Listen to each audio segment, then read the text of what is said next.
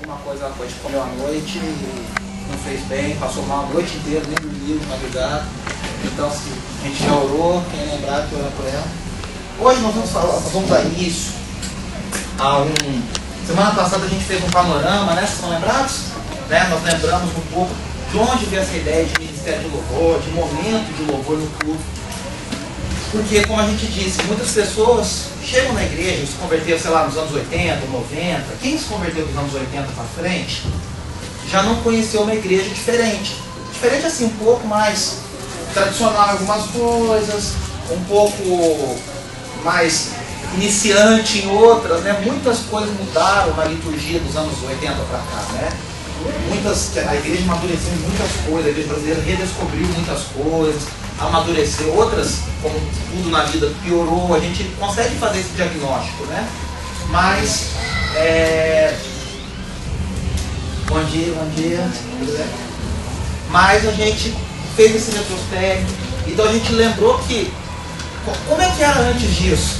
Né? A gente foi lá no Antigo Testamento, no Novo Testamento, na Idade Média, como que essa coisa de... nós estamos ouvindo louvor aqui, né? Canta, como é que isso... Hoje é impensável, hoje um adolescente, um jovem não consegue pensar um culto sem um momento de louvor, porque a música é muito importante. Tudo bem? Obrigado. A música é muito importante na vida da sociedade moderna, né? Da pós-moderna. A arte está muito presente, a gente é muito midiático, né? A Morumbi especialmente é um tipo de igreja que no Brasil ainda, mas nos Estados Unidos é muito comum, que são as igrejas mais, você vê, todos os avisos são gravados, passam em vídeo. A igreja tem esse costume de usar muito as mídias integradas, projeção, tudo muito, transmissão online. Você vê que a arte está muito presente, a tecnologia é muito presente. Então é importante a gente fazer esse resgate para a gente poder entender de onde a gente veio, né? Então, alguém recebeu o e-mail para a leitura? Vamos fazer a pergunta diferente. Quem recebeu? Né? Deu para ler? Sim. Não deu. Deu para ler? Você me presta para mostrar, pessoal? É isso aqui, olha. Ele até primeiro. São 10 páginas, eu acho. São 10. São 10, né? Aqui, ó. Chama A Explosão Gospel no Brasil. Faz um retrospecto daquilo que a gente conversou nos anos 60, 70, 80 e a explosão gospel nos anos 90. Né? Hoje nós vamos começar o que a gente chama de teologia bíblica da adoração. Não se assuste com o nome teologia, né? A gente não vai ficar aqui falando nomes e termos teológicos, né? A soteriologia, não, a gente não vai falar sobre isso. Nós vamos, nada mais é do que a gente voltar para a Bíblia, para ver o que a Bíblia revela sobre coisas que às vezes a gente já está tão acostumado que já se tornam básicas para a gente. Sabe aquela coisa assim, que é importante, mas você já está tão assim acostumado que você já nem pensa mais nisso. E às vezes a gente perde alguns tesouros, a gente perde a profundidade de algumas coisas, porque a gente já...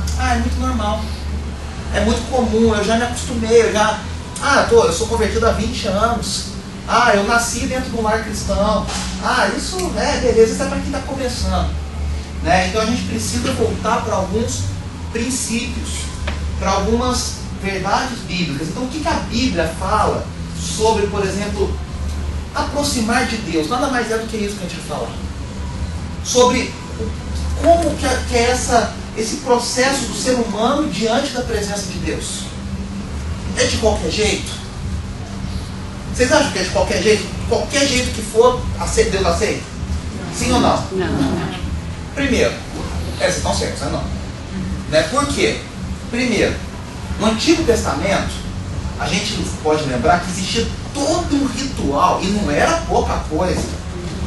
Era um ritual, verdades do Antigo Testamento, em que Paulo fala assim: as coisas da velha aliança são sombra daquilo que viria a ser revelado. Revelado em quem? Em Jesus. Um dos meus livros favoritos da Bíblia é Hebreus.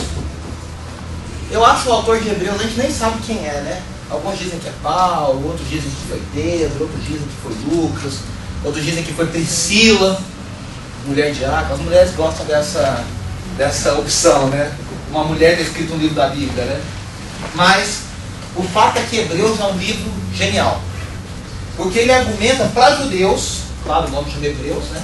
Para os hebreus da diáspora, espalhados pelaquela região do mundo. E ele vai na revelação do Antigo Testamento e ele mostra como o Antigo Testamento, desde o começo, já mostrava a revelação de Jesus.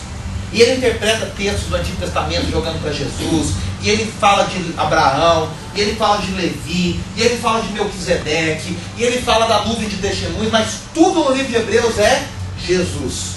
E ele começa o livro já falando isso, né? Deus nos falou de muitas formas no passado, mas hoje ele nos fala através do Filho. Então a gente vai fazer exatamente isso. A gente vai caminhar um pouco pelo Antigo Testamento, mas tudo olhando para Jesus e para a nova aliança. Até aqui nós estamos bem, gente? Alguma dúvida? Não? Hoje pode perguntar bem tranquilo, tá? A gente tem mais tempo, tá mais tranquilo. Aqui é o tabernáculo, né? Para a gente lembrar. Lembrem-se que o tabernáculo não foi Moisés que teve uma ideia maravilhosa e falou assim: ah, eu vou construir um tabernáculo. Não. O tabernáculo foi Deus que ditou passo a passo como seria. Vai ser assim, vai ser assim. E Deus é tão maravilhoso que ele ainda fala assim: olha, não é qualquer um que pode fazer isso que eu estou pedindo. Tem alguns homens, e ele fala Bezalel e blá blá blá, blá blá blá, que eu coloquei o meu espírito sobre eles para que eles, que orassem? Não, para que eles tivessem habilidades manuais para trabalhar a madeira, os tecidos, as pedras. Deus capacita, olha aí os artistas, né? Tem alguém que trabalha assim manualmente com artesanato, Deus capacita. É Deus que nos dá essa habilidade. Se Ele quiser, para quem Ele quer, né? Para quem Ele escolheu para isso, Ele capacita da criatividade, da ideia, para trabalhar com tudo. E aí Ele deu exatamente o modelo. Esse tabernáculo, como a Andressa falou semana passada, ele existiu de Moisés até quando? Até quando? Moisés erigiu o tabernáculo, ele existiu até quando? Não. Até a de Davi? Sim e não. Porque você lembra semana passada que a Andressa falou sobre o tabernáculo de Davi? Quem lembra? Que ela falou sobre os levitas que ficavam na arca da aliança no tabernáculo de Davi, lembram disso? Aí você fala, então não existia mais o tabernáculo de Moisés. Não, existia. Por quê? Porque Deus nunca falou que o sacrifício era para ser feito em outro lugar. Davi simplesmente pega a arca, que já não estava mais aqui porque ela tinha sido roubada, como nós falamos, e leva a arca para Jerusalém. E monta uma tenda, que é aquela que a Andressa falou semana passada, que os levitas entravam e adoravam 24 horas em turnos de hora em hora. Mas o tabernáculo de Moisés continuava existindo numa cidade chamada Gibeão. E fica até quando? Até o templo de Salomão. Quando o templo de Salomão é inaugurado, não precisa mais do tabernáculo, porque ali já acontecia, já estava a arca, já estavam os sacrifícios, já estava tudo, né? Então foram muitos, de Moisés até Salomão, muitos anos, o tabernáculo ali. Como é que o tabernáculo era dividido? Era dividido no átrio exterior, que era essa parte aqui toda de fora. São as mesmas divisões que o templo manteve. O templo manteve essas mesmas divisões. O templo de Salomão manteve as mesmas divisões. Depois aqui dentro era o santo lugar. Então no ato exterior, vamos por partes. O que tinha no ato exterior? Que a gente está vendo aqui. Tinha um... Vocês lembram o que é isso aqui? Está difícil, né, ver às vezes, né? É um altar de sacrifícios. Era onde os sacrifícios eram feitos. Era ali. E tinha uma bacia. Para quê? Para as pessoas para os sacerdotes se lavarem. Porque sacrifício não era cenográfico, não. Era sangue, gordura, animal se tribuchando lá. Era coisa pesada. Por isso que eu falo que quem quer ser levita, que o pessoal fala, os levitas da igreja, quer ser levita, vai limpar a banha de animal, de corpo, porque era o que eles faziam. Partia o animal no meio, né? Não era uma coisa agradável, gostosa, cheirosa, né? Depois até virava um churrasquinho, mas antes disso a parte não era muito agradável, né? Então tinha isso aqui no ato exterior. No templo, as pessoas entravam no ato exterior. Se você lembrar, a Bíblia conta do episódio de José e Maria levando Jesus para ser consagrado, para ser circuncidado. Eles entram no ato exterior. Fala assim que aí, quando eles estão no templo, eles encontram quem? Simeão. Lembra? Lembra disso? Eles estavam no ato exterior. O santo lugar, só os sacerdotes entravam. Só os sacerdotes entravam. O que tinha no santo lugar? Tinha a mesa dos pães da propiciação, que se chamava, né? Os pães sem fermento, os pães asmos, né? Que a Bíblia tem, asmo o quê? Sem fermento, né? Tinha o candelabro, que é a famosa menorá, né? Que a gente até sabe o nome, as lâmpadas. E tinha o altar de incenso. Eu detesto o cheiro de incenso. Não sei se é porque a gente associa muito com o misticismo, né? A nova era. Mas eu não sei se naquela época era outro cheiro, outras fragrâncias, não sei. O fato é, para que existia esse incenso ali dentro, gente? Vocês sabem? Alguém sabe para que tinha incenso lá dentro? Alguém sabe? A Bíblia fala por quê. Era para Deus não sentir o cheiro da carne humana. Mas você fala, ai credo, que coisa pesada. É verdade. Tinha um incenso, pode ler na Bíblia que está falando. O incenso era nada mais, nada menos para que Deus não sentisse o cheiro da iniquidade na nossa carne. Para você ver o tamanho do milagre que Jesus fez ao nos tornar redimidos. Se Deus não podia nem sentir o cheiro, você imagina o tamanho da... E aqui, por último, nós tínhamos o Santo dos Santos. Ou em alguns lugares, em algumas traduções, Santíssimo Lugar. Né? É muito legal ler isso, por exemplo, na versão A Mensagem. Alguém tem a versão A Mensagem em casa? Da Bíblia? O Luiz Saião que fez é o Eugene Peterson nos Estados Unidos, e o Saião que fez a coordenação editorial aqui no Brasil. É muito legal, porque é uma linguagem muito contemporânea, e para você entender essa parte, que às vezes fica assim, umas medidas que a gente não sabe, um côvado. Não dá para entender muito, a gente não consegue mensurar. Então essa coisa é bem fácil de entender, ela fala dos pães, é bem legal para você ter essa visualização de como é, só por curiosidade, né? No Santo dos Santos ficava o quê? O que ficava dentro do Santo dos Santos? A Arca da Aliança. E o que ficava dentro da Arca? A vara de Arão que floresceu. O que mais? As tábuas da lei. E o que mais? Vocês lembram o que mais? Vamos, gente, vamos lá, o que mais? As tábuas da lei, a vara de Arão e maná. Era um pouco de maná. Para se lembrar sempre do que Deus havia feito por Israel no deserto. Né? Tem até tem aquele Monty Python, né? Que é aquele pessoal inglês que faz comédia, né? Você já viu, né, a vida de Brian, não sei o que, tá? Aí tem uma cena que desce Moisés com 3 tábuas, né? Não sei se alguém já viu esse filme. E ele desce assim, estas são as 15. E aí ele tropeça, e aí uma cai e quebra ele. As 10 leis que o Senhor deu, né? É claro que é uma brincadeira, mas os 10 mandamentos que Deus deu, e dali vieram todo o código de ética de Israel. Então esse é o tabernáculo. Ato exterior, santo lugar e santo dos santos. Por que eu estou falando isso? Porque a gente vai comparar aqueles 3 passos que são quais mesmo que a gente falou? Os 3 passos que a gente falou antes? Ação de graça, segundo, louvor e adoração. Com esses passos do tabernáculo. De novo, para ser didático. Só para facilitar o entendimento. Tá fácil, tá beleza? Olha que frase legal do meu amigo pastor Gerson Borges. Não sei quem conhece o Gerson, ele já veio aqui na Morumbi, é pastor, compositor, tem muitas músicas legais e abençoadas, é um homem de Deus. Ele falou essa frase que eu gostei muito: rendemos graças a Deus pelo que Ele faz. O louvamos pelo que Ele é. E o adoramos pelas 2 coisas: pelo que Ele faz e pelo que Ele é. Isso é uma definição totalmente unânime entre os teólogos? Não. Tem gente que fala, qual que é a diferença entre louvor e adoração? Nós vamos falar isso nas próximas aulas. Né? Talvez você já tenha se perguntado isso. O que é louvor, o que é adoração? Por que fala louvor e adoração? Não fala só... Tem igreja que fala ministério de louvor, ministério de adoração. O que é isso? Alguém já teve essa dúvida? Qual que é a diferença? Tem várias definições. Tem gente que fala que louvor é louvar a Deus pelo que Ele faz e adorar pelo que Ele é. Tem gente que fala que é tudo a mesma coisa. Então a gente vai abordar isso em outras aulas.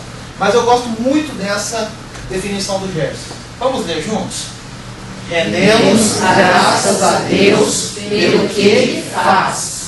O louvamos pelo que Ele é e o adoramos pelas duas coisas. Muito legal, né?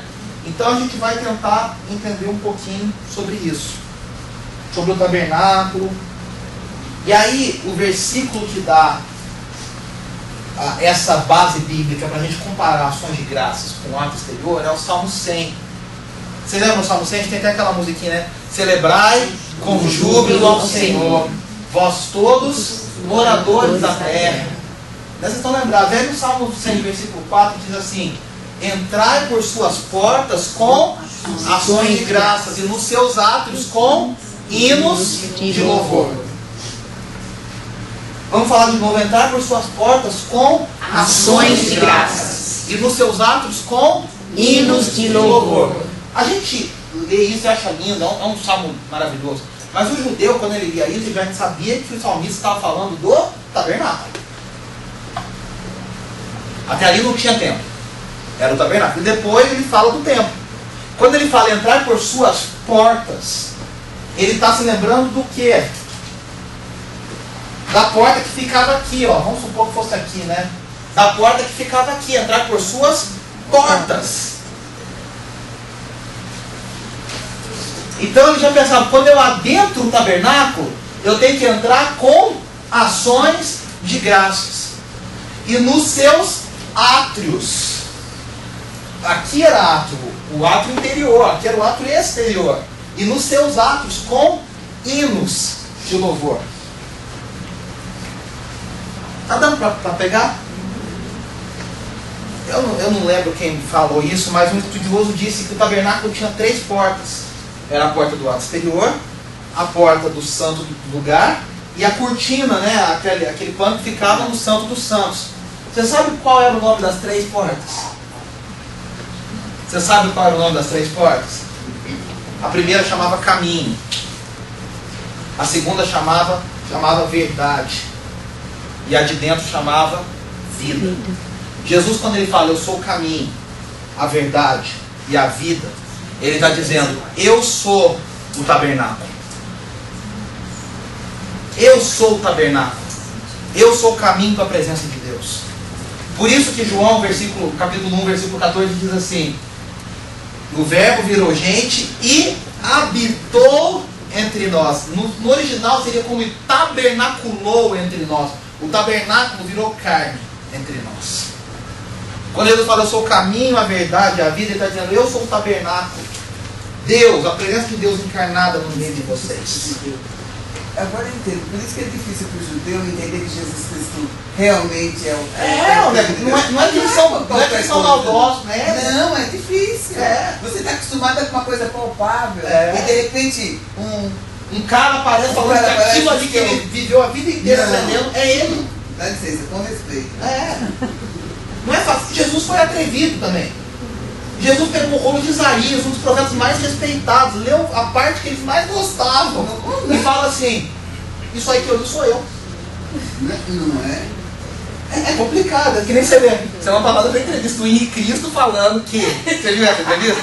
Que ele não sabe por que o Papa não reconhece logo que o Filho de Deus está na terra e é ele. Né? É claro que com as devidas proporções, é mais ou menos isso na cabeça do judeu. É por isso que eu falo que de boa intenção, a gente sempre fala isso, né? De boa intenção o inferno está lotado. Porque a gente tem uma boa intenção. Não, isso é pecado, isso é heresia.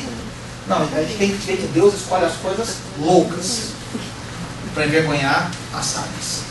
Não significa que qualquer coisa a gente aceita. Então agora tá falando lá vai construir o templo de Salomão lá em Manaus e eu tô achando que isso é de Deus. Não é isso. Mas a gente tem que ter esse discernimento. Né? Então quando eu falo entrar por suas portas com ações de graça, é a primeira coisa dessa aproximação de Deus. Eu preciso entender que eu tenho que entrar com gratidão. Até por essa frase aqui, as ações de graças são a porta de entrada para a sua presença. Eu me achego na presença de Deus com a primeira coisa, com gratidão. Com gratidão. Por quê, irmãos? Por que vocês acham que a primeira coisa é gratidão? Ele primeiro pra gente, que se achega. Sim. Tudo vem dele. Isso é ótimo. O que mais? Pelo sacrifício que Jesus fez, ele dá a sua vida por realidade de nós. Porque se a gente está se achegando, é só porque algo existiu antes. Né? Não foi assim, eu me acheguei de maravilha, tá tudo bem. Aí foi que nem um cheiro Deus podia sentir. Se agora eu posso entrar no trono, porque Hebreus capítulo 4, versículo 19 diz assim: entremos, pois, confiadamente, ou seja, com confiança, pelo novo e vivo caminho, o sangue de Jesus da nova aliança, e nos acheguemos ao trono. Houve uma mudança aí, peraí. Antes o cara não podia nem passar da cortininha. Agora ele pode chegar diante do trono da graça. E ele termina a fim de que recebamos graça e misericórdia. Você sabe a diferença de graça e misericórdia? Graça, favor e merecido. E misericórdia? Ai, não esqueci. Não nos dá aquilo que nós merecemos. É exatamente isso. Graça é Deus nos dar aquilo que nós não merecemos. Você não fez nada para merecer. É graça. E misericórdia é Ele não nos dar o que a gente merece. A condenação que eu e você merecemos, o castigo que eu e você merecemos.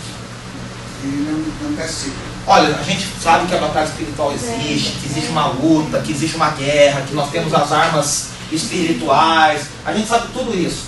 Mas tem uma galerinha da batalha espiritual que fala muito de brecha e não sei o quê, que parece, que às vezes confunde um pouco, a gente fica meio prisioneiro. Porque parece assim, qualquer coisa que você faz, Deus vem, pimba, te dá uma... Não, como é que a gente lida com essas pessoas, gente? Olha, eu tô... No dia que a senhora descobrir, a senhora me conta. No dia que a senhora descobrir, a senhora vem aqui e conta pra gente. Né? Brecha.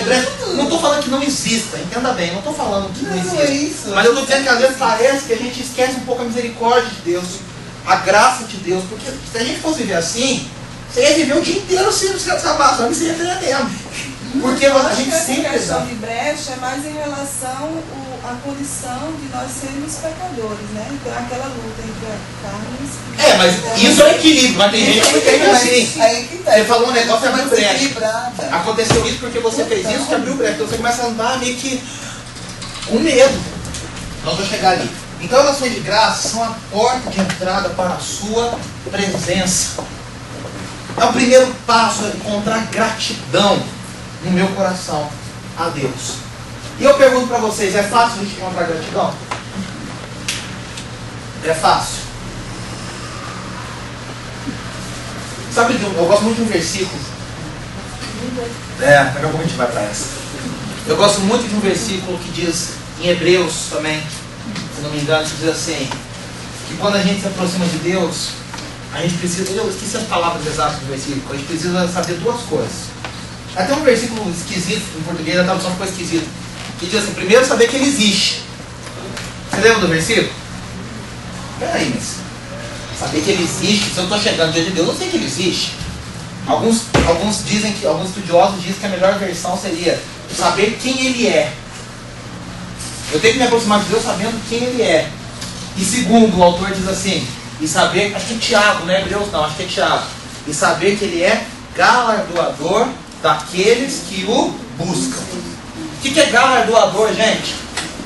É que é um português tão difícil, né? Até falar galardoador. Para um mineiro que nem eu, galardoador, né? O que é isso? Ele gosta de dar presente.